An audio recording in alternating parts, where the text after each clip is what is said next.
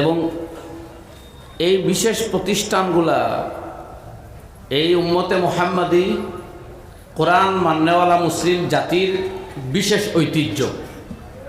কোরআনে করিমর আগে এই পৃথিবীর বুকে যত আসমানি গ্রন্থাবলী নাজিল হয়েছিল তার একটারও অস্তিত্ব নাই। কোনোটা বিশুদ্ধভাবে দুনিয়ার আগেও ছিল না, আজকেও নাই। নাজিল হওয়ার কয়েক বছর পরেও সেই কিতাবগুলা মানুষে বিকৃত করিয়া, কিতাবগুলারে পরিবর্তিত করিয়া, সংযোজিত করিয়া টোটালি মানুষে চেঞ্জ করে লাইছিল। কারণ সেই কিতাবগুলার এত সুসংহত সুশৃঙ্খল পদ্ধতিতে শিক্ষা এবং তালিমের শিক্ষা প্রদানের কোনো ব্যবস্থা ছিল না। কিন্তু কোরআনে করিম নাজিল হওয়ার পরে যে সময় কোরআনে করিমের শিক্ষা ব্যবস্থা খুদ হুজুর আকরাম সাল্লাল্লাহু আলাইহি ওয়াসাল্লাম নিজের হাতে একেবারে শুরুয়াত থেকে এই শিক্ষা ব্যবস্থার সুসংহত সুশৃঙ্খল প্রচলন নিজে ডাল্লা এবং এই সিলসিলা চলতে চলতে আজকে জামিয়া ইসলামিয়া তৈয়িবিয়া পর্যন্ত পৌঁছিছে। এই সুশৃঙ্খল শিক্ষাদান পদ্ধতি অব্যাহত থাকার কারণে 1400 বছর অতিবাহিত হইলেও কোরআনে করিমের শব্দ অক্ষর বাক্য বদলানো তো বহু দূরের কথা, তার একটা অর্থ তিলাওয়াত এবং উচ্চারণ পদ্ধতি, তার ব্যাখ্যা বিশ্লেষণ কোনোটার মধ্যে আজ পর্যন্ত কোনো তারতম্য কোনো মানুষে করতে পারেনি। এটা একমাত্র এই মাদারিসে ইসলামিয়ার ভূমিকা। এর লাগি এই উম্মতে মুহাম্মদির লাগি মাদ্রাসা শিক্ষার ব্যবস্থার প্রচলন এক নিয়ামতে গায়ের মুতারাক্কা, নিয়ামতে গায়ের মুতাওয়াক্কা, এক অযাচিত নিয়ামত আল্লাহর। বরং অযাচিত হওয়ার দরকার নাই। ও কারণ আল্লাহ রব্বুল ইজ্জতে ওয়াল জালালে কোরআন নাজিল করিয়াও নিজে ঘোষণা দিতা, ইন্না নাহনু নাজ্জালনা আলাইকাল কুরআনা তানজিলা। আমি ধারাবাহিকভাবে এই কোরআন আপনার উপরে আমি নিজে নাজিল করছি। অন্য কিতাবের মতো এট এ টাইম একসাথে কিতাব নবীর কাছে দিলাইছি এরকম নাই। এখান তানজিলা, ইনজাল আর তানজিল এই দুই শব্দ আরবিতে ব্যবহার হয় আসমান তাই কোনো বস্তু আওয়ার ক্ষেত্রে। তানজিলে বোঝায় অল্প স্বল্প সময় উপযোগী প্রশ্নের উত্তর ঘটনার পরিপ্রেক্ষিতে কিংবা সমস্যার সমাধান, এইভাবে মানুষের ব্যক্তিগত জীবনে প্র্যাকটিস প্রায়োগিক জীবনে প্রয়োগযোগ্য আমাল সমাধান মাসাইল সলভ লইয়া কোরআন আইছে। এর লাগি কান তানজিল। তো আল্লাহ ফরমাইতে আয় নবী আমি আপনার উপরে এখানে নাজিল করছি। আর অন্য আয়াত ফরমাইছেন, ইন্না নাহনু নাজ্জালনা যিকরা ওয়া ইন্না লাহু লাহাফিজুন। আর এই কোরআনে করিমের রক্ষণাবেক্ষণকারীও স্বয়ং নিজে আমি আল্লাহ, সুবহানাল্লাহ।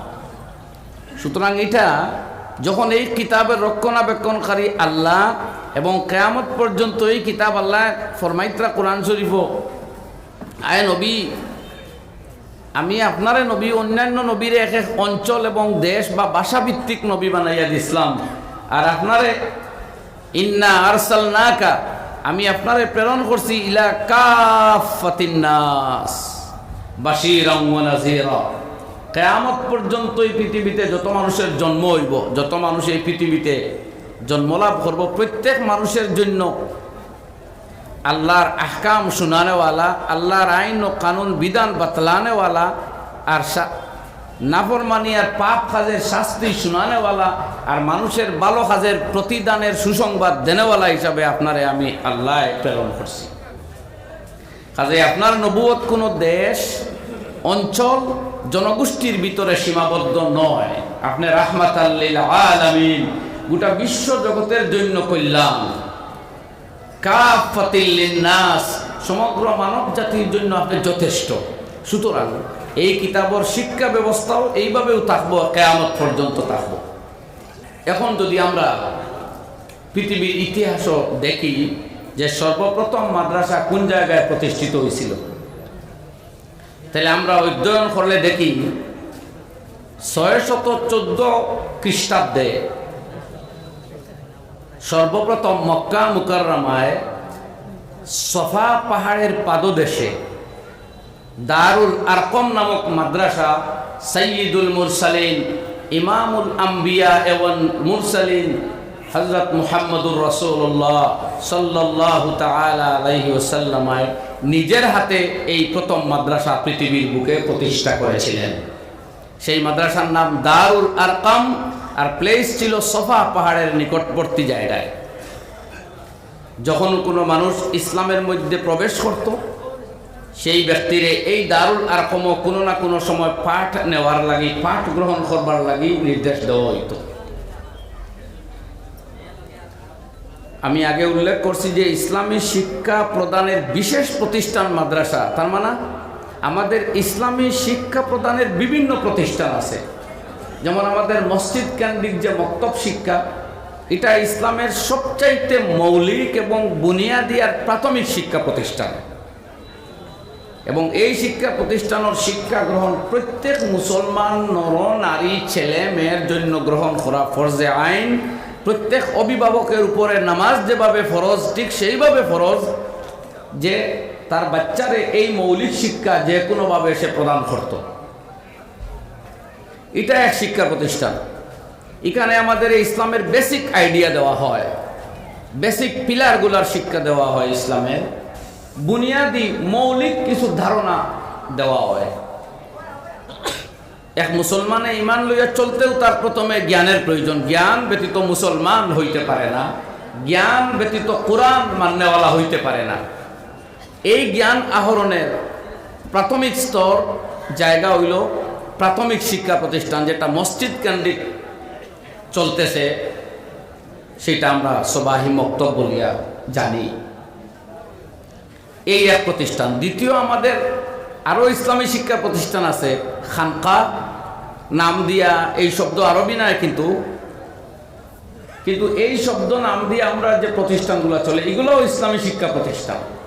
এখানে ইসলামী কিছু মালুমাত আর প্র্যাকটিসের সাথে সাথে মানুষের আধ্যাত্মিক শিক্ষাও প্রদান করা হয়। এক মানুষ কিভাবে, যেভাবে বাহ্যিক সুরতে মানুষ তার আধ্যাত্মিক আমলের দিক দিয়ে সে প্রকৃত মানুষ হয়ে ওঠে। এক মানুষ দেখতে যেভাবে সুন্দর, তার মনটা হৃদয়টাও যেভাবে হয়ে ওঠে সুন্দর। এক মানুষের বেশভূষা যেভাবে সুন্দর, তার চাল চলনটাও যেন হয়ে ওঠে সুন্দর। মাইক খালি বাড়াও কি ভাই, সাউন্ড বড় করে দেওয়া এটা তো কোনো মর্যাদা নাই, কথা মানুষ বুঝতে পারত, সাউন্ড নিয়ন্ত্রণ করতে। তো আধ্যাত্মিক শিক্ষা প্রতিষ্ঠান তো আমাদের মাদ্রাসা এটা, কিন্তু এটারে আমরা মাদ্রাসা হই না, অন্যভাবে হই। প্রাথমিক স্তরে যদি আমরা হদিসের কিতাব স্টাডি করি বা সিরতের কিতাব পড়লে আমরা, বা তারিখ পড়লে দেখি এটারে জাওয়া হওয়া হইতো, জাওয়ায়া হোক, দারুন ওটা শব্দ হইতো। ওটা পরবর্তীতে পরিবর্তিত ওই অন্য শব্দ আইছে। বাকি মকসদ আর প্রশিক্ষণ ব্যবস্থা একই, যেটা একবারে খলিফায় বনু উমাইয়ার যুগ থেকে আরম্ভ হয়েছে, বলকে তাবেঈনের যুগ থেকে আরম্ভ হয়েছে। সাহাবায়ে কেরামের সময় এটারে হওয়া হইতো এই ইলমর নাম সমান্তরালভাবে, যেন ইলমুল কোরআন ইলমুল হাদিস ছিল, সমান্তরালভাবে সাহাবায়ে কেরামের সময় প্রচলিত ছিল ইলমুল ইহসান, এই তসৌফ বা আধ্যাত্মিক খানকাত যেটা দেওয়া হয়। অবশ্য এটার লাগি তখন আলাদা প্রতিষ্ঠানের প্রয়োজন ছিল না, কারণ এক এক সাহাবি যেভাবে সবচেয়ে বড় আলিম, ঠিক সেইভাবে সবচেয়ে বড় ফিরও আসলা, সবচেয়ে বড় অলিও আসলা। সুতরাং তাদের এই শিক্ষা ব্যবস্থার লাগি পৃথক কোনো প্রতিষ্ঠানের প্রয়োজন হয় নাই। পরবর্তীতে যুগের বদলের কারণে এটা বদলিছে। আমি আর সংক্ষিপ্তভাবে কথা সেই কথার দিকে।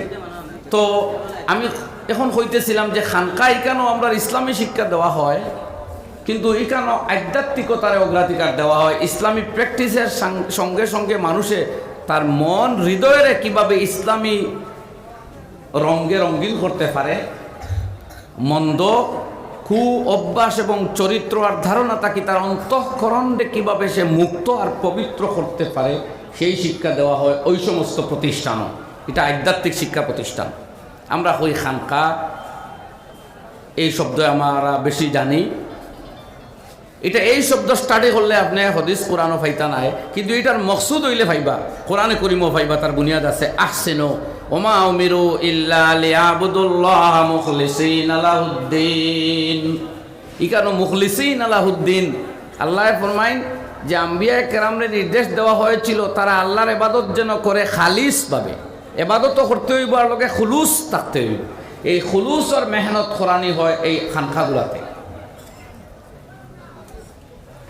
আর ইবাদত করলেও তো চলতো, মা উমিরু ইল্লা লিয়াবুদুল্লাহ, তাদেরকে হুকুম দেওয়া হয়েছিল যাতে আল্লাহর ইবাদত তারা করে, এখানেই বস করলে চলতো। কিন্তু আরেক শব্দ বাড়ানি হইল ওখানে মুখলিসিনা লাহুদ্দিন, হানিফা অন্য আয়াত হয়েছে। তো এই হানিফা মানে একশু হকর, একাগ্রতার সাথে, আর মুখলিসিন নিষ্ঠার সাথে। এই একাগ্রতা আর নিষ্ঠা এই দুই সিফত আর গুণাবলী আমাদের মধ্যে পয়দা করবার লাগি যুগের পরিবর্তনে সেই মেহনতের জন্য আলাদা শিক্ষায়তনের ব্যবস্থা করা হয়েছে। তারে আমরা বর্তমানে জানি খানকাহ নামে। এখন যেমন জামিয়া তাইয়্যিবিয়া ইসলামিয়া এই নাম যদি আপনি বুখারী শরীফের ৭,২৭৫ হদিসের স্টাডি করেন পাইবানি নাম। কোরআনে করিমর ৬,৬৬৬ আয়াত যদি আগাগুড়া খালি খতম করেন বলে জামিয়া ইসলামিয়া তাইয়্যিবিয়া তো আর পাইলাম না, কাজে এটা বেদাত আর পাইবানি। এখানে হয় কি ওটা দেখুন। তো এইভাবে আমরা খাম দেখতে হইব। তো যে মকসুদ হয় এই খানকা, এটা আমরা ইসলামী শিক্ষা প্রতিষ্ঠান। তৃতীয়টা আরও একটা আছে আমরা চলন্ত শিক্ষা ব্যবস্থা, যে জায়গায় জায়গায় গিয়ে আমরা শিবির করি, কোনো মহল্লাত গিয়ে জলসা করি, তাবলিগি জলসা বা তবলিগ করি।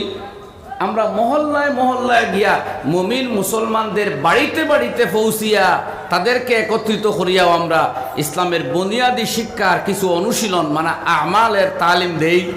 এটাও আমাদের এক শিক্ষা প্রতিষ্ঠান, এটা অবশ্য চলমান শিক্ষা ব্যবস্থা। তবে এক কথা ওখানে কই আলহামদুলিল্লাহ, আমাদের কোনোটা কিন্তু ফায়দা তাকে খালি নাই, প্রত্যেকটা কোনো না কোনোভাবে ফায়দা আছে এবং প্রত্যেকটার প্রয়োজন আছে। আর যেটা আমরা সবচেয়ে বহুল প্রচলিতভাবে সারা বিশ্বর মুসলমানরা জানি, সেই নাম হইল মাদ্রাসা। এটা হইল বিশেষ শিক্ষা প্রতিষ্ঠান এবং এই জায়গাতে দিনের বুনিয়াদী প্রাথমিক শিক্ষা থেকে শুরু করিয়া চূড়ান্ত স্তর পর্যন্ত শিক্ষা দেওয়া হয়। এখানে একদিকে কোরআনের তালিম দেওয়া হয়, হদিসের তালিম দেওয়া হয়। কোরআন এবং হদিস জীবনে বাস্তবায়িত করবার যে বিধান, আইন, মাসাইল, ফেকা, সেই ফেকার শিক্ষা দেওয়া হয়। কোরআনের প্রত্যেকটি আয়াতের বিস্তারিত ব্যাখ্যা বিশ্লেষণের শিক্ষা দেওয়া হয়, তার নাম তাফসীর। ঠিক ইসলামের বহুমুখী শিক্ষার ব্যবস্থা হইল এই মাদ্রাসার মধ্যে। তো এই মাদ্রাসা হইল কমপ্লিট ইসলামিক শিক্ষা প্রতিষ্ঠান, একটা পূর্ণাঙ্গ, যেখানে প্রাথমিক থেকে তার চূড়ান্ত স্তর পর্যন্ত শিক্ষা ব্যবস্থা রাখা হয়েছে, যার সূচনা আকায়ে নামদার হুজুর আকরাম সাল্লাল্লাহু আলাইহি ওয়াসাল্লামায় নবুয়ত প্রাপ্তির মাত্র ৪ বছরের ভিতরে, মাত্র ৩ বছর অতিবাহিত হওয়ার পরেও ৪র্থ বৎসরে আনুষ্ঠানিকভাবে নাম না দিয়া দারুল আরকাম, হযরতে যায়েদ বিন আরকাম রাদিয়াল্লাহু তাআলা আনহুর গৃহের মধ্যে আবাসিকের মতো এই মাদ্রাসা প্রতিষ্ঠা করেছিলেন। তার নাম দারুল আরকাম, সফা পাহাড়ের নিকটে মক্কা মুকাররমায় আল্লাহর ঘর বায়তুল্লাহর পূর্ব দিকে অবস্থিত। আজকে এই জায়গাতে অবশ্যই প্রতিষ্ঠান আর নাই, সেই জায়গায় অব্যাহত আছে। সেই প্রতিষ্ঠান সেই জায়গার তাকি প্রসারিত হইতে হইতে আইয়া আমাদের হাইলাখান দিয়ে এই জায়গাতে আইয়া জামিয়া তাইয়্যিবিয়া ইসলামিয়া পর্যন্ত পৌঁছিছে। সেই শিক্ষার নূর এবং আলো বলুন আলহামদুলিল্লাহ। এবং পৃথিবীর সমস্ত মাদ্রাসাগুলোতে গিয়ে সেই নূর প্রসারিত হয়েছে। তখন যে মুসলমান ইসলামও দাখিল হইত, তার সঙ্গে সঙ্গে দারে আর কমনিয়া বিভিন্ন টাইমে, তখন আপনারা জানেন পরিস্থিতি ছিল অত্যন্ত প্রতিকূল। শত্রুর আক্রমণ, মোকাবেলা, বিরোধিতা, ষড়যন্ত্র, চক্রান্ত মুসলমানরে কত বিক্ষত করিয়া ছাড়ছিল। তখন মুসলমানের এই পরিবেশ ছিল না, তারা প্রকাশ্যে আল্লাহর ঘর নামাজ পড়তো, হরম শরীফও নামাজ পড়তো, আল্লাহর নবী নামাজও লাগছেন। আবু জেহেলের দলে নিয়া উটের বড় আল্লাহ নবীর উপরে উঠাইয়া রাখি দিছে, প্রাণ যায় যায় অবস্থা। হযরতে ফাতেমা তো জোহরা রাদিয়াল্লাহু আনহা দৌড় মারিয়া গিয়া সেই বড় সরাইয়া আল্লাহ নবীর রক্ষা করডা। এই ছিল পরিস্থিতি। কিন্তু সেই চূড়ান্ত প্রতিকূল পরিস্থিতিতে মুসলমানরা তাদের ইসলামের পীঠস্থান ইসলামী শিক্ষার বা ইসলামের বিশেষ শিক্ষা ব্যবস্থার কেন্দ্রস্থল মাদ্রাসা শিক্ষা বন্ধ করেনি। বলেন আল্লাহু আকবার। চুপি সারে রাতের অন্ধকারে কিংবা তো সকালবেলা ভোরে প্রভাতে কিংবা সন্ধ্যায় সায়ান্নে দারুল আরকম গিয়া সেই বিপদ সংকুল পরিস্থিতিতে ও মুসলমানরা শিক্ষা গ্রহণ করেছিল। এইভাবে ছাত্র মনজ্জম তৌর পর মানে সুশৃঙ্খলভাবে সুসংহতভাবে এখানে জমায়েত হইয়া শিক্ষা করার সুযোগ ছিল না। আবু বকর সিদ্দিক রাদিয়াল্লাহু আনহু কোরআন তিলাওয়াত খোড্ডা এর বিরুদ্ধে নালিশ করা হইল, এনে কোরআন তিলাওয়াত আটকাও। আবু বকরে কইলা তিলাওয়াত বাদ দিতাম পারতাম না, বাড়িঘর ছাড়ি দিম, ঘর বাড়ি ত্যাগ করি আর মানা দিছন যাইতা। রাস্তাত মক্কার আরো এক বিশিষ্ট পার্সন আবু বকর সিদ্দিক রাদিয়াল্লাহু আনহুর সাথে ব্যক্তিগতভাবে বড় সম্পর্ক ছিল। এনা খাইলা আবু বকর মিসলুকা লা তুখরাজ, তোমার মতো মানুষ তো বাড়িতেই বাইর করে দেওয়া যায় না, কি তো অসুবিধা? বলে এই প্রবলেম। বলে আচ্ছা আমি মাঝখানো পড়ি আর আপনি তাকক কোয়া। তাকলা কিছুদিন পরে আবু বকরে তো আর তিলাওয়াত বাদ দিন না, তাহাজ্জুদ নামাজও তিলাওয়াত করেন। আর তিলাওয়াতের আওয়াজ শুনিয়া মানুষের প্রাণ বিগলিত হয়। কোরআনের শত্রুরা দেখলো আবু বকরের তিলাওয়াতের এই সিলসিলা যদি অব্যাহত থাকে তো অসুবিধা হইব। তারা বিভিন্ন চক্রান্ত করে মানুষে হক গ্রহণ করা তাকে আটকাইতে পারত না। তখন এনে গিয়া ধরলো সেই ব্যক্তি আই আবু বকর সিদ্দিক রাদিয়াল্লাহু আনহু ফরমাইলা যে আমি যে আপনারে পানাহ দিছিলাম এটা তো এখন চ্যালেঞ্জের মুখে পড়ে গেল। বলে লাগতো না আপনার পানাহ, আপনার এন গিয়া আমি আমার আল্লাহর পানাহ এবং আশ্রয় গ্রহণ করলাম। সুবহানাল্লাহ। এর কিছুদিন পরেও হিজরতের অর্ডার আইল। যাই হোক, তো এই বিপদ সংকুল পরিস্থিতিতেও মুসলমানে তার দিনের শিক্ষা বাদ দিছে না। খেয়াল রাখবো এই কোথায় কেন। এরপরে যখন মদিনায় তৈবাত হিজরত করা হইল, হিজরতের পরে দ্বিতীয় মসজিদ, দ্বিতীয় মাদ্রাসা মসজিদে নববীর উত্তর এবং পূর্ব প্রান্তে অবস্থিত। আল্লাহ নবী আলাইহিস সালাতু ওয়াস সালামের হুজরা মুবারকের ঠিক উত্তর প্রান্তে একটু পশ্চিম সাইড গেসা এক মাদ্রাসা প্রতিষ্ঠা করা হইল। সেই মাদ্রাসা ছিল দারুল একামা সহ মাদ্রাসা, আমরা বলি আবাসিক মাদ্রাসা। সেই আবাসিক মাদ্রাসার নাম ছিল সুফা এবং সেই মাদ্রাসার ছাত্রদের বলা হতো আসহাবুস সুফা। এটা ইসলামের দ্বিতীয় প্রতিষ্ঠিত মাদ্রাসা, মুহাম্মদুর রাসূলুল্লাহ সাল্লাল্লাহু আলাইহি ওয়াসাল্লামের দ্বারা প্রতিষ্ঠিত। এখানে সবসময় 70 জন ছাত্র বিদ্যমান থাকত। মাঝে মাঝে কেউ বাইরে গেলে পালা দিয়ে যাইতো যে আজকের চ্যাপ্টারে যা পড়া হইব, মানে আজকে আল্লাহ নবী যে শিক্ষা দিবা আমার অনুপস্থিতিতে তুমি এগুলা নোট করবা, আমি যখন আইমু তোমার কাছ থেকে গ্রহণ করবো, তুমি তোমার কাছে যাওয়াতে তখন ওই দিন যা পড়া হয় এটা আমি তোমারে প্রদান করবো, প্রডিউস করবো। এইভাবে পালা দিয়াও ছাত্ররা থাকতা। এরা সাহাবায়ে কেরামের নির্ধারিত এক সংখ্যা ছিল, বিশেষ 70 জন তাকে কমতো না। আর সব সাহাবী সময় পাইলেই এখানে গিয়ে শিক্ষা গ্রহণ করতেন। আর তৃতীয় মাদ্রাসা হইল দারুল কুররা। এটা সম্ভবত মসজিদে কুবাতে বা মদিনার অন্য কোনো জায়গায়। এই তিন মাদ্রাসার তিনোটা সরাসরি সাইয়্যিদুল মুরসালিন মুহাম্মদুর রাসূলুল্লাহ সাল্লাল্লাহু আলাইহি ওয়াসাল্লামের দ্বারা প্রতিষ্ঠিত। সুবহানাল্লাহ। এর লাগে আমরা দুনিয়ার যত মাদ্রাসা, এই সব মাদ্রাসার বুনিয়াদ বা মৌলিক কেন্দ্রস্থল সেই তিন মাদ্রাসা। সুতরাং এই তিন মাদ্রাসা যখন নবী করিম সাল্লাল্লাহু আলাইহি ওয়াসাল্লামের দ্বারা প্রতিষ্ঠিত, তাহলে দুনিয়ার সমস্ত মাদ্রাসা কোনো না ভাবে সাইয়্যিদুল মুরসালিন সাল্লাল্লাহু আলাইহি ওয়াসাল্লামের ফয়েজ দ্বারা ফয়েজ প্রাপ্ত হইন, আলহামদুলিল্লাহ। এরপরে মদিনায়ে তৈবাতে ছিল আরো 9টা মসজিদ এবং প্রত্যেকটা মসজিদে মসজিদ কেন্দ্রিক সাময়িকভাবে পাঠদানের ব্যবস্থা ছিল। তাই বলা যায় বাকি আরো 9টি মসজিদে ছিল সাময়িক, আরো 9টি অস্থায়ী মাদ্রাসা। এই টোটাল 9 আর 3 12টা মাদ্রাসা জন্মলাভ করেছিল জনাবে মুহাম্মদুর রাসূলুল্লাহ সাল্লাল্লাহু তাআলা আলাইহি ওয়াসাল্লামের যুগে জমানায়। পরবর্তীতে আরো ব্যক্তিগতভাবে আমরা জানি সাহাবায়ে কেরামের এক এক ব্যক্তি, আমরা উম্মতের সমস্ত মুসলমানের সবচেয়ে বড় ব্যক্তির তাকিয়ে অগণিত গুণ বড় শ্রেষ্ঠ এবং মর্যাদা সম্পন্ন। তারা প্রত্যেকজন এই উম্মতের শিক্ষক আসহাবি কান্নজুম বিআইহিম ইক্তাদাইতুম ইহতাদাইতুম, আমার প্রতিজন সাহাবী আকাশের তারকার সমতুল্য, যে কোনো একজনকে অনুসরণ করলে তোমরা হেদায়েত প্রাপ্ত হবে। আল্লাহর নবীর এলান।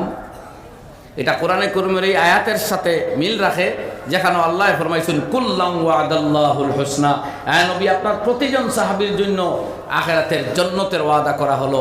রাদিয়াল্লাহু আনহুম, তারা প্রত্যেকের উপরে আল্লাহ সন্তুষ্ট, ও রাদু আনহু, আর তারাও আল্লাহর উপরে সন্তুষ্ট।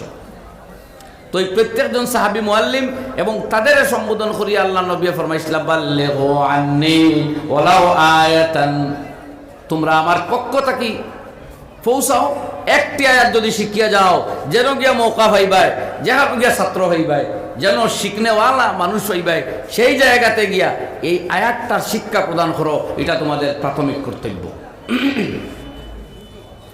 এই 12 মাদ্রাসা, 3টা স্থায়ী আর বাকি 9টিতে সাময়িকভাবে শিক্ষা দেওয়া হয়েছে। সাহাবায়ে কেরাম প্রত্যেকজন ছিলেন মুআল্লিম। অবশ্য আরও 2টা ঘটনা বড় হৃদয় বিদারক, আমি অতি সংক্ষেপে হইয়া 4th হিজরিতে প্রায় 2টা। একটারে আমরা জানি ওয়াকিয়ায়ে রাজিব, আর একটা ওয়াকিয়ায়ে বীরে মাউনা। মাউনা, বীরে মাউনা এক কুয়ার নাম। ওই জায়গাতে কিছু ছাত্র সাজিল দুকাবাজ। দেখুন, হায় হায়, মুসলমানের সাথে যুগে যুগে প্রতারণা ষড়যন্ত্র করা হয়েছে। ইতিহাস পড়লে দেখবা, এটা বুখারী শরীফ 2য় খণ্ড কিতাবুল মাগাজির মধ্যে স্পষ্ট সহিহ হাদিস। আর এক ঘটনা হইল ওয়াকিয়ায়ে রাজিব। রজিয়া আরও এক জায়গা, এরই আলম জাকওয়ান, 2-3 কবিরার মানুষ, 2-3 গোষ্ঠী, এরা এক ষড়যন্ত্র ফাঁদ দিল। আইয়া আল্লাহ নবীরে ফরমাইল, ইয়া রাসূলুল্লাহ, আমরা ওখানে কিছু তালবা আছেন ছাত্র, এরা ইসলাম শিক্ষিত, আপনার কয়জন সাহাবী ফাটাইল। নবী যে 10 জন সাহাবী ফাটাইলা, তারা চক্রান্ত করিয়া 10 জনের 9 জনকে একসাথে শহীদ করিল। খেয়াল রাখুন জানি ঘটনা, আমি লম্বা কইয়ার না, কিতাবে একবারে স্পষ্টভাবে উল্লেখ আছে হাদিসর বুখারী শরীফের মধ্যে। আর দ্বিতীয় ঘটনা ঘটল, 70 জন সাহাবী, যাদের প্রত্যেক ছিলেন কুররা, বড় বড় কারিয়ার আলেম। এই 70 জন সাহাবী তারা লইয়া গেল মুআল্লিম, উস্তাদ, কইল যে ইয়া রাসূলুল্লাহ, ওখানো কিছু মানুষ মুসলমান হইছেন বা হইবা, আপনি যদি কিছু উলামায়ে কেরাম দেন, সাহাবায়ে কেরামের মাঝে বিশিষ্ট জ্ঞানী যারা, তাইলে ওখানে মানুষের বড় ফায়দা হইব। আল্লাহ নবী 70 জন সাহাবী ফাটাইলা, আর দুকা দিয়া তারা 70-এর প্রত্যেকরে শহীদ করলো, হত্যা করলো। আল্লাহ নবী এতটা আহত বোধ হল্লা, 1 মাস আল্লাহ নবী আলাইহিস সালাতু ওয়াস সালামে ফজরের নামাজও কুনুতে নাযিলা পাঠ করলা। 1 মাস এরার বিপক্ষে, যে আমার 70 জন সাহাবীরে তারা দুকা দিয়া নিয়া, ছাত্র সাজিয়া, উস্তাদ হইয়া নিয়া আর হত্যা করলো। এই মাদ্রাসা সাহাবায়ে কেরাম এত আশিক ছিলেন শিক্ষা দানের জন্য, কোনো বিনিময়ের চিন্তা করছেন না। দিন শিখাইতাম, আল্লাহ আমানত আমরা দিছে, এটা উম্মত পর্যন্ত পৌঁছাইতাম। এই ত্যাগের কুরবানির মিজাজ লইয়া গেলা শিক্ষা দেওয়ার গিয়া 70 জনের একসাথে প্রাণ দিলেন। সেই জায়গাতে 10 জনের একসাথে প্রাণ দিলেন। মৃত্যুর মুহূর্তে এক সাহাবী এসে পড়িসলা, বাল্লিগু আন্না কওমানা আন্না কাদ লাকিনা রাব্বানা, বাল্লিগু আন্না কওমানা আন্না কাদ লাকিনা রাব্বানা। হে দুনিয়ার বাতাস আর আল্লাহর ফেরেশতা আর জগতের মানুষ, তোমরা আমার কওম, আমার জাতি, আমার নবী মুহাম্মাদুর রাসূলুল্লাহ সাল্লাল্লাহু আলাইহি ওয়াসাল্লাম রে গিয়া খবর দাও, আমরা রে শত্রুরা চক্রান্ত করিয়া শহীদ করে, আর আমরা এই শাহাদতের পথে গিয়া আমাদের খালিক ও মালিক, আমাদের রব্বুল আলামিনের সাথে আমরা সাক্ষাৎ করতে যাইতেছি। আন্না কাদ লাকিনা রব্বানা, আমরা তো তারা মৃত্যুদণ্ড দিলাম, হত্যা করিলাম, শহীদ করে, এই শাহাদতের মধ্য দিয়ে আমরা আল্লাহর লগে মিলিয়া, আমাদের কোনো দুঃখ নেই, কোনো আহত নাই, কোনো টেনশনও নাই, তবে খবরটা আমরা নবীর কাছে গিয়া তোমরা পৌঁছাও। চিন্তা করতেন কে পৌঁছাই? তো সব তো শত্রু। ফারাজিয়ান্না রব্বুনা ওয়া আনহু কাদ রাদিনা, আমরা রব নিশ্চয় আমাদের উপরে সন্তুষ্ট, আর আমরাও আমরার আল্লাহর উপরে সন্তুষ্ট। সন্তুষ্ট চিত্তে শাহাদত বরণ করিয়ার আল্লাহর রাস্তায় জান দিয়ার, হে দুনিয়ার বাতাস, আলো আর মানুষ, আমার নবীর কাছে খবরটা পৌঁছাইয়া দেও। আল্লাহু আকবার। আমার ভাই হল, আল্লাহ রব্বুল আলামিনে এই সাইর শেরর টুকরারে কুরআন বানাইয়া নাজিল করে দিলা। হয় সুবহানাল্লাহ। সাহাবায়ে কেরামে ফরমাইতরা ফান নুসিখাত, বাদে আয়াতগুলা মনসুখ হয়ে গেল, কিন্তু আমরা বহুত দিন তিলাওয়াত করছি, এটা কোরআন ছিল। এই সাহাবীর মৃত্যুর সময়ে যে শের পাঠ করলা, তারা সন্তুষ্ট চিত্তে মাদারিসে ইসলামের হেফাজতের জন্য কোনো না কোনোভাবে দিনের শিক্ষা প্রদানের জন্য প্রাণ দিয়েছিলেন। দুকা দিয়া মানুষের শহীদ করলো, জিন্দগি বিপন্ন করলো, তারার প্রাণ কেড়ে নিল, আর তারাও হাসি মুখে আল্লাহর জাতর লোকে মিল্লা। একটা বীরে মাউনা 70 জন মুআল্লিম সাহাবী, আর একটা ওয়াকিয়া রাজি 10 জন মুআল্লিম সাহাবী। যায়েদ ইবনে দাসানা রাদিয়াল্লাহু আনহু তাদের নেতৃত্বে ছিলেন, আসিম বিন সাবিত রাদিয়াল্লাহু আনহু তাদের নেতৃত্বে ছিলেন। দুই গ্রুপ। তো এই মাদ্রাসা শিক্ষার এক মকসুদ হইল মানুষের দিন শিক্ষা, মানুষের শিক্ষা দেওয়া। কোনো না কোনোভাবে এটাও মাদ্রাসা শিক্ষার অন্তর্ভুক্ত। যে জায়গাতেই প্রতারণা করিয়া এই দুই ঘটনা ঘটল। আর আল্লাহ নবী, আমি আগে কইছি, এতটা দুঃখিত হইছেন, 1 মাস ওই শত্রুদের বিপক্ষে বদদুয়া করছেন আল্লাহর কাছে। ফজরের নামাজও রুকুর পরে কুনুতে নাজেলা পাঠ করছেন। যাই হোক, পরবর্তীতে যে সময় হযরতে ওমর ইবনুল খাত্তাব রাদিয়াল্লাহু আনহু খলিফা ওইলা, তান যুগে সিরিয়ার এক বিশেষ শিক্ষা প্রতিষ্ঠান হযরতে উমরের নির্দেশে প্রতিষ্ঠা করা হইল। আর তৃতীয় খলিফার পরে যে সময় চতুর্থ খলিফা হইলা হযরতে সাইয়্যিদুনা আলী কাররামাল্লাহু ওয়াজহাহু, সেই আলী কাররামাল্লাহু ওয়াজহুরে বসরা এবং কুফা এই দুই শহর বিখ্যাত দুই মাদ্রাসা প্রতিষ্ঠা করলাম। যে দুই মাদ্রাসার আবাস আইজও আমরা ভাই, বিসরিয়িন আর কুফিয়িন, ওলামায়ে কুফা আর ওলামায়ে বসরা। এই বসরা এবং কুফা এই দুই শহর ইসলামী ইতিহাস, ইসলামের শিক্ষার ইতিহাসে সবচেয়ে গুরুত্বপূর্ণ অবদান রাখনেওয়ালা দুই শহর। মক্কা মুকাররমার মদিনায়ে তৈবার সাথে তো আর তুলনা হয় না, এটা দুই মুকদ্দস পবিত্র শহর। কিন্তু এই দুই শহরের পরে সারা পৃথিবীর ইসলামী শিক্ষা ব্যবস্থায় সবচেয়ে প্রভাবশালী দুই শহর হইল বসরা এবং কুফা। দুইটা ইরাকের মধ্যে পড়ছে। এর লাগেও এক সময় আমেরিকার প্রাক্তন প্রেসিডেন্ট জর্জ ডব্লিউ বুশ বা তার আগেরটায় এই দুই শহরকে অর্থাৎ ইরাককে টার্গেট করছে। তারা ভাবছে যে ইরাকের উপরে যদি অনবরত বোমা বর্ষণ করতে পারিতে বোধহয় ইসলামী শিক্ষার যে মার্কাজ ছিল এক সময়ে, ইসলামী সভ্যতার যে পীঠস্থান, এটা বোধহয় নিশ্চিহ্ন করে দিলে ইসলাম বেঁচে দিব। কিন্তু তারা জানে না যে পৃথিবীর 200 কোটি মুসলমানের কলব, সিনা, হৃদয় গব্বরে রয়েছে কোরআন আর ইসলাম। কইন আলহামদুলিল্লাহ। আমরা প্রত্যেক মুসলমানে কোরআনে করিম কোনো না কোনোভাবে হেফাজত করি।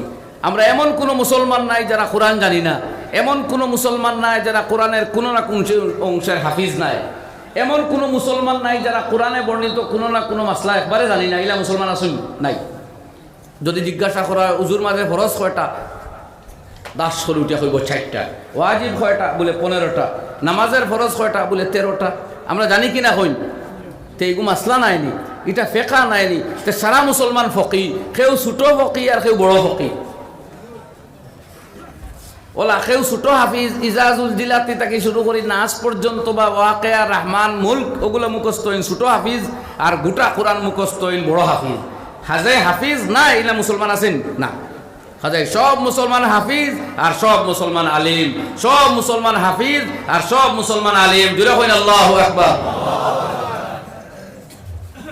এটা সেই মাদারিসে ইসলামিয়ার অবদান। এই উলামায়ে কেরামে অভিনব পদ্ধতিতে শিক্ষা ব্যবস্থা কল্পনা করছেন, আবিষ্কার করছেন। যে বড় আলিম বানাইবার লাগি কমপ্লিট মাদ্রাসা, যেখানে আলিফ থাকি আউয়াল থাকি দাওরাত, তাফসির, ইফতা, আদাব। আর ছোট ছোট মানুষ বানাইবার লাগি কোরআনের উচ্চারণ শুদ্ধ করে শিখাইবার, তিলাওয়াত শিখাইবার লাগে কারিয়ানা মাদ্রাসা, মাসলা শিখাইবার লাগি দারুল ইফতা, তফসির শিখাইবার লাগে দারুত তফসির। আর ছোট ছোট থাকতে জন্মের পরেও বুঝ আইতে না আইতেও ইসলামের বুনিয়াদী নলেজ যারা আইডিয়া দিবার লাগি সবাহি মক্তব মানে কোনো অবস্থায় ইসলামী মাদ্রাসা পড়ার বাইরে আমরা থাকতাম পারি না। আলহামদুলিল্লাহ আমরা ওয়াজ মহফিল এটাও ইসলামী মাদ্রাসা, এটা ওয়ান টাইম মাদ্রাসা, বছরে 1-2-3 বার হয়, 1-1.5-2 ঘন্টা 6 ঘন্টা হয়। এখান থেকে আমরা একবারে না শিখিয়ে যাই কিনি, আর যদি কিচ্ছু হয় না দিনের এক আবেগ লইয়া আমলের এক জজবা লইয়া বাড়ি যাই কিনা কই না আপনারা, যাই কিনা? ওয়াজও কেউ আয় নিজে শুধু দেখতো আর শুনতো, আয় নিয়ত করি যে দিনের কিছু কথা শুনমু শিখমু। তো এটাও তো আমাদের এক মাদ্রাসা, শিক্ষা ব্যবস্থা। যদিও আমরা এটার মাদ্রাসা কই না, কিন্তু শিক্ষার ব্যবস্থা কিনা কই না আপনারা। এই যে লক্ষ লক্ষ টাকা খরচ করি বড় বড় মাহফিলগুলা করা হয়, দূর দূরান্ত তাকে ওলামায়ে কেরাম দাওয়াত দিয়ে আনা হয়, তিন শিখবার লাগি নাই ভাই। তো এটাও তো আমরা শিক্ষা ব্যবস্থা। যাই হোক, তো হযরতে আলী কাররামাল্লাহু ওয়াজহাহুর সময়ে বসরা এবং কুফাতে প্রখ্যাত 2 মাদ্রাসা হইল। পরবর্তীতে এগুলো চেঞ্জ হয়েছে। এরপরে যখন খলিফায় বনি উমাইয়া, খিলাফতে বনি উমাইয়ার যুগ আইল, তখন তারা ইরাক, সিরিয়া, ইয়ামান, আরব, হিজাজে মুকদ্দস সহ যত অঞ্চল মুসলমান আছেন সেই সমস্ত অঞ্চলে থাকা প্রত্যেকটি মসজিদেও এক একটা মাদ্রাসা প্রতিষ্ঠা করলো। যে মাদ্রাসা ছিল মসজিদ কেন্দ্রিক মাদ্রাসা, এবং এই শিক্ষা ব্যবস্থা সমস্ত মুসলমানে গ্রহণ করত। এলাই খেলাফতে বনি উমাইয়ার যুগে সমস্ত মসজিদে এক মাদ্রাসা ছিল, ছাত্ররা যাতায়াত করতো। কেউ বেশি শিক্ষা লইবার লাগে হইলে লং টাইম থাকতো, কেউ মৌলিক শিক্ষা গ্রহণ করবার লাগে হইলে কম টাইম থাকতো, কিন্তু কোনো না কোনোভাবে তারা শিক্ষা গ্রহণ করতো। এরপরে আইল খেলাফতে বনি আব্বাস। খেলাফতে বনি আব্বাসর সময় দীর্ঘদিন, সেই বনি আব্বাসে যখন খেলাফত পাইল তখন তারা মসজিদ কেন্দ্রিক সমস্ত মাদ্রাসাগুলার অব্যাহত রাখলো, এবং এর বাইরে আলাদা কিছু মাদ্রাসা শিক্ষার প্রচলন করলো। এই তখন থেকে কিন্তু আমাদের সেপারেট মাদ্রাসার শিক্ষার সূচনা আরম্ভ হয়েছে। এই আব্বাসী খেলাফতের সমাপ্তি লগ্নে 3য় এবং 4র্থ শতাব্দীতে দেখা গেছে কাজওয়ান এবং খুরাসান বিভিন্ন অঞ্চলে বড় বড় মাদ্রাসা গড়িয়ে উঠছে। ইউরোপ মহাদেশের কিছু অঞ্চল যেগুলোত মুসলমান পৌঁছিছেন, আর এশিয়া মহাদেশের বিভিন্ন অঞ্চলে বড় বড় মাদ্রাসা গড়িয়ে উঠছে। ঠিক এর কিছুদিন পরে নিজামুল মুলুক তৌসি রহমতুল্লাহ আলাইহি নিজে বাগদাদে এক বড় মাদ্রাসা প্রতিষ্ঠা করছেন। যে মাদ্রাসা তাকে গড়িয়া উঠছেন হুজ্জাতুল ইসলাম ইমাম গাজ্জালি রহমতুল্লাহ আলাইহি। বাগদাদও প্রতিষ্ঠিত যে মাদ্রাসা, হুজ্জাতুল ইসলাম ইমাম আবু হামিদ গাজ্জালি রহমতুল্লাহ আলাইহি পাশ করিয়া বারইয়া হুজ্জাতুল ইসলাম এবং তসৌফর ইমাম বঞ্চন, সেই মাদ্রাসা নিজামুল মুলুক আল্লামা তৌসি রহমতুল্লাহ আলাইহি প্রতিষ্ঠিত। বাগদাদও ছিল সেই মাদ্রাসা। এটা 4র্থ শতাব্দী হিজরির আশপাশে, 4র্থ শতাব্দীর আশপাশে। এবং ঠিক এর আরও কিছুদিন পরে 6ষ্ঠ হিজরিতে, এখানে এর এই মাঝখানো মিশর, সিরিয়া তথা ইউরোপের বিভিন্ন জায়গায় বড় বড় মাদ্রাসা, আল আজহার, কাজওয়ান, মিশরের আরও বিভিন্ন জায়গায় বড় বড় মাদ্রাসা গড়িয়ে উঠছে। এখানে আমরা পাই আইম্মায়ে কেরাম মুহাদ্দিসিন হল গড়িয়া উঠছেন। আমরা কই মাশায়েখে বুখারা, মাশায়েখে সামারকান্দ। এই সমরকন্দ এবং বুখারাত বড় বড় মাদ্রাসা আসলো, যেখান থেকে ওলামায়ে কেরামর জমাত তৈরি হইছেন। এর লাগে আমাদের কিতাবাদি স্টাডি করলেও আমরা দেখি কামা কালা ওহুয়া রায়ু মাশায়েখে বুখারা বা রায়ু মাশায়েখে সামারকান্দ। সমরকন্দের প্রসিদ্ধ উলামাদের মত এইটা, বুখারার প্রসিদ্ধ উলামাদের মত সেইটা। এইভাবে আমরা রেফারেন্স পাই। এই অঞ্চল থেকে বড় বড় ওলামায়ে কেরাম গড়িয়ে উঠছে। এবং 6ষ্ঠ হিজরিতে, শতাব্দী হিজরিতে আইয়া এখানো আল মামুরিয়া মাদ্রাসা নামক এক মাদ্রাসা বড় পীর মাহবুবে সুবহানি আব্দুল কাদের জিলানী রহমতুল্লাহ আলাইহি নিজে প্রতিষ্ঠা করছেন। বড় পীর আব্দুল কাদের জিলানী রহমতুল্লাহি তাআলা আলাইহি বাগদাদর নিজ হাতে মাদ্রাসায় মামুরিয়া প্রতিষ্ঠা করছেন 6ষ্ঠ শতাব্দী হিজরিতে। এবং সেই মাদ্রাসার তিনি পরিচালক এবং মুআল্লিম ছিলেন। একদিকে বড় পীর দস্তগীর আমরা হই, বড় পীর মাহবুবে সুবহানি আব্দুল কাদের জিলানী রহমতুল্লাহ আলাইহি, একদিকে মহান আধ্যাত্মিক মনীষী, পৃথিবীর শ্রেষ্ঠ অলি বলিয়া তানে জানা হয়, আর অন্যদিকে তিনি ছিলেন সেই মাদ্রাসার মুআল্লিম এবং এই মাদ্রাসার প্রতিষ্ঠাতা পরিচালক। আর এর পরবর্তীতে দিল্লিতে আইয়া মুঘলের আমলে দিল্লিতে রহিমিয়া মাদ্রাসা এবং এরপরে আল মাদ্রাসাতুল ইসলামিয়া নামক দুই মাদ্রাসা প্রতিষ্ঠিত হয়েছে। এবং এই দুই মাদ্রাসার অনুসরণেও পরবর্তীতে ব্রিটিশ ভারতে বা পরবর্তীতে দারুল উলুম দেওবন্দ, মুজাহিরুল উলুম সাহারানপুর, দারুল উলুম নদওয়াতুল উলামা লখনউ সহ জামিয়া কাসেমিয়া মুরাদাবাদ শাহী সহ সারা ভারতবর্ষ বিভিন্ন জায়গায় বড় বড় মাদ্রাসা প্রতিষ্ঠিত হয়েছে। এই জায়গায় সামান্য আলোচনা করা উচিত যে এই সমস্ত মাদ্রাসা প্রতিষ্ঠার উদ্দেশ্য আবার ডাবল হয়ে গেছে, মাল্টি আপনার টার্গেট হয়ে গেছে। আগর মাদ্রাসাগুলোর মকসুদ ছিল দিনই শিক্ষা দেওয়া, কিন্তু মাদ্রাসা রহিমিয়া এবং মাদ্রাসা ইসলামে যেগুলো দিল্লিতে ছিল মুঘল আমলে, এগুলোরও উদ্দেশ্য ছিল দিন শিক্ষা। কিন্তু ব্রিটিশ ভারতের শেষ প্রথম লগ্নে যখন দারুল উলুম দেওবন্দ প্রতিষ্ঠা হইল বা মুজাহিরুল উলুম সাহারানপুর, বিশেষ করে দারুল উলুম দেওবন্দ প্রতিষ্ঠার কিন্তু মকসুদ হয়ে গেল দুইটা। একটা হইল ইসলামের শিক্ষা প্রদান করা, আর আরেকটা হইল ভারতরে আইয়া অবৈধভাবে দখলকারী ব্রিটিশরে ভারত তাকে বিতাড়িত করা। এই দুই উদ্দেশ্য একত্রিত হয়ে গেল। এর লাগি দারুল উলুম দেওবন্দের শায়খুল হাদিস এবং সাদরুল মুদাররিসিন উস্তাজুল উলামা ওয়াস সুলাহা হযরত শায়খুল হিন্দ মাহমুদ হাসান দেওবন্দি রহমতুল্লাহি তাআলা আলাইহি, যারা ইমামে হুররিয়ত হয়, ভারতের স্বাধীনতা সংগ্রামের ইমাম, আর তান শাগির্দ দারুল উলুম দেওবন্দের শায়খুল হাদিস ও সাদরুল মুদাররিসিন উস্তাজুল উস্তাজ হযরত শায়খুল ইসলাম সৈয়দ হুসাইন আহমদ মদনী রহমতুল্লাহ আলাইহি, এই দুইজনে বারবার মাল্টার কারাবরণ করা লাগছে। এক মাদ্রাসার শায়খুল হাদিস বা উস্তাদ হইলে এই ব্যক্তি জেলে যাওয়ার কোনো কারণ নাই। ভাই কই আছেন? জবাব দেই না। কাজেই শায়খুল ইসলাম মদনী রহমতুল্লাহ আলাইহি বা শায়খুল হিন্দ এরা শুধু মাদ্রাসা শিক্ষা দিছেন না, সঙ্গে দেশের শত্রু ব্রিটিশকে বিতাড়িত করবার শিক্ষাও দিছেন। এর লাগি তাদের অনুপ্রেরণায় গড়ে ওঠা ৫৬-৫৭ হাজার উলামায়ে কেরাম প্রত্যক্ষভাবে ভারতের স্বাধীনতা সংগ্রামে জড়িয়ে পড়ে ব্রিটিশের হাতে শাহাদত বরণ করিয়া দেশ রক্ষার জন্য প্রাণ বিসর্জন দিয়েছিলেন। আল্লাহু আকবার। সেই ওলামায়ে হক্কানি, ওলামায়ে রব্বানীদের জমাতের ইয়াদগার সঠিক উত্তরসূরি আমাদের আকাবিরিন, সেই আকাবিরিনদের অন্যতম মুর্শিদে আম মুজাহিদে মিল্লাত শায়খুনা ও মুর্শিদুনা হযরতুল আল্লাম উত্তর পূর্ব ভারতে আমির শরীয়তে সানি আল্লামা তাইয়িবুর রহমান নব্বরাল্লাহু মারকাদাহু ওয়া আলাল্লাহু দারাজাতাহু, তাদের জিন্দা ইয়াদগার এবং সেই ব্যক্তির প্রতিষ্ঠিত এই জামিয়ায়ে ইসলামিয়া তাইয়িবিয়া মাদ্রাসা প্রতিষ্ঠা হয়েছে।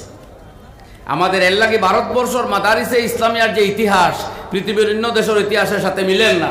ভারতের মাদ্রাসা ইসলামী মাদ্রাসাগুলোর ইতিহাসটা ভিন্ন, এটা ব্যতিক্রম ধর্মী। কিতা যে এই মাদ্রাসা একদিকে দিন ধর্মর শিক্ষা দেওয়া হয়, অন্যদিকে দেশপ্রেমের শিক্ষা দিয়া দেশের স্বাধীন এবং সার্বভৌম রাখার শিক্ষা দেওয়া হয়, যার প্রমাণ আজকের স্বাধীন ভারতবর্ষ।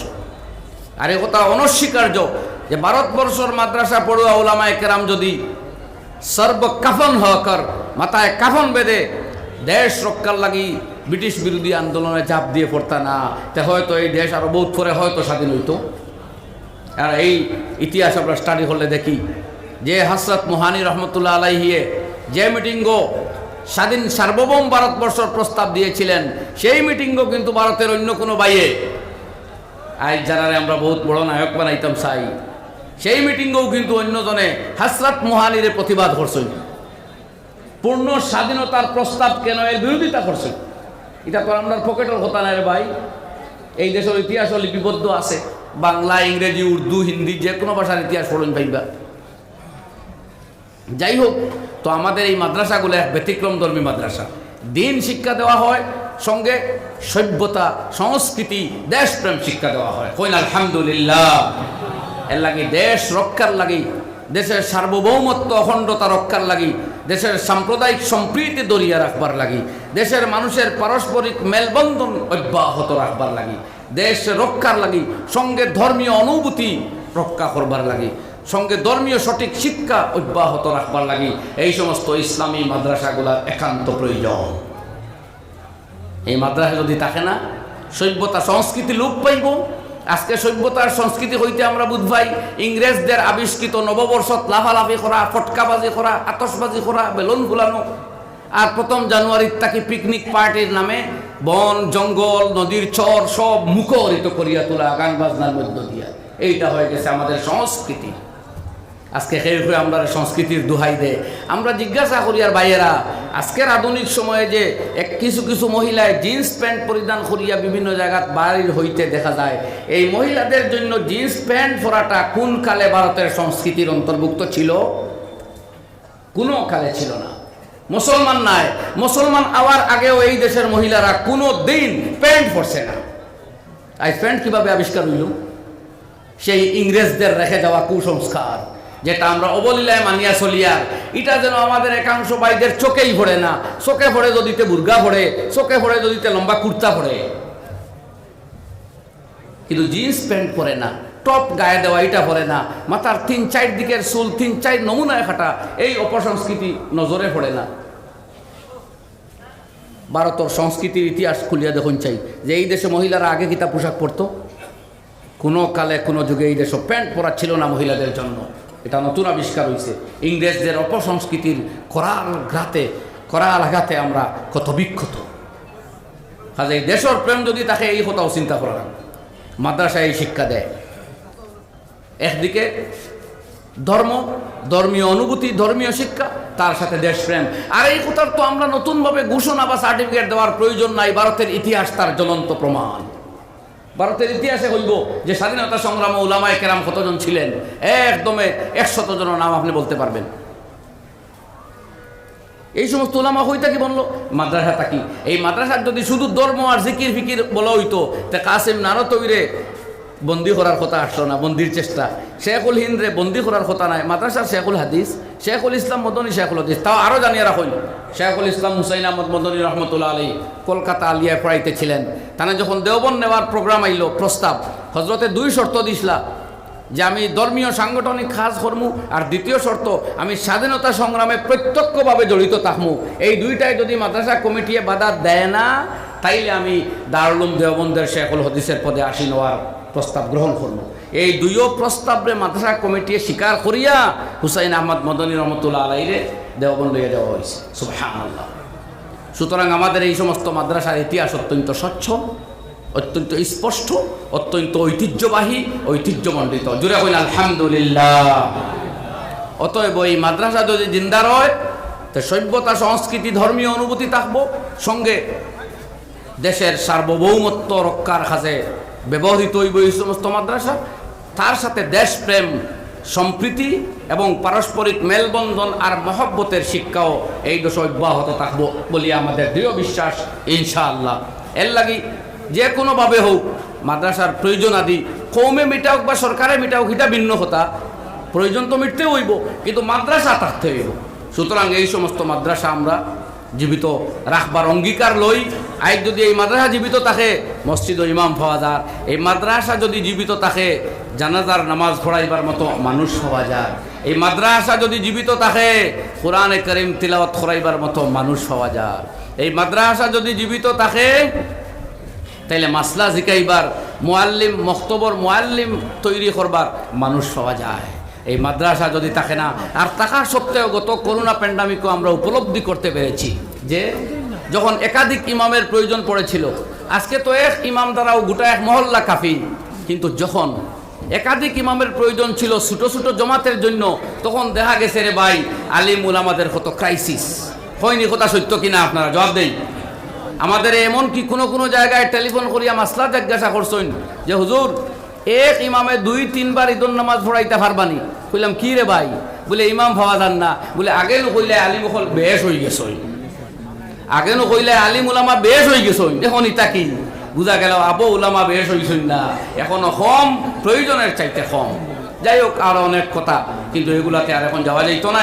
যা আল্লাহ তৌফিক দিলা, মাদারিসে ইসলামিয়ার ইতিহাস বা গুরুত্ব সম্পর্কে আলোচনার লাগি আমার মাহতারাম হযরত মাওলানা আবুল খয়ের মাহবুব বড়বুইয়া সাল্লামাহুল্লাহ সাহেবজাদায় মাহতারাম তাই না আমারে আগে নির্দেশ দিসলা।